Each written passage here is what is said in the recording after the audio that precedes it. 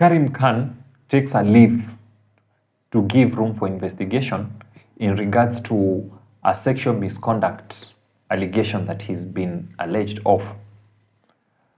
Karim Khan, for context purpose, is an ICC prosecutor at the moment. He took over from Bensouda, who retired in 2021. Karim Khan ni mzungu tu wetu hapa Mkenya by assimilation because he was the defense lawyer of our dear William when he had the case at ICC. So akanaka Ukenya ndani yake. So the accusations have been made by her aide in her, that is a Malaysian lady who claims that Khan, according to the Wall Street Journal, is saying that she accuses Khan of forcible sexual intercourse with her during missions. Nasikia?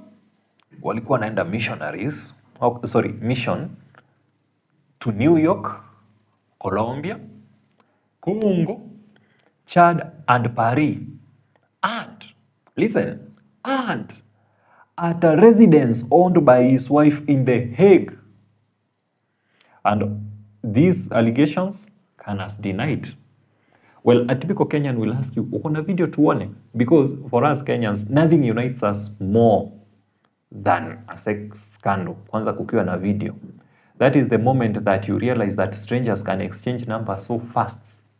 Ndio waone ni nini hiyo.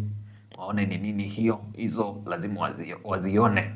Lazima hiyo video ija kupata aje. Kwani ni wewe peke yako hii Nairobi?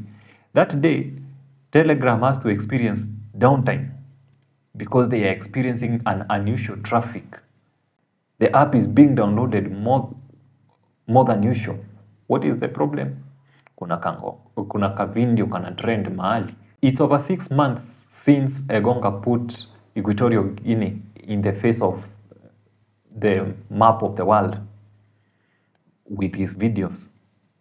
I'm definite someone else should actually give us that treat, because unaonanga watu wamevaa masuti wanakama dignitary, but deep down some very very weird sexual behaviors are hidden, and one got to wonder what have they hidden. But one thing that I really thank Khan that he did was he decided to take a leave and let the people do the investigations. Kumbuka hii ni UN, it's no joke there. But I was wondering, you've been with us Kenyans, hatukukufunza hii kitu? When allegations come and you are in office, rule number 1, deny. They say they want to investigate you, you must step down. You can't, you won't. Wewe ngoje impeachment ya ICC, lakini usitoke kwa hiyo kiti, kaa ngumu. Oh, unasema hiyo chapter Teacher William alisema uruke?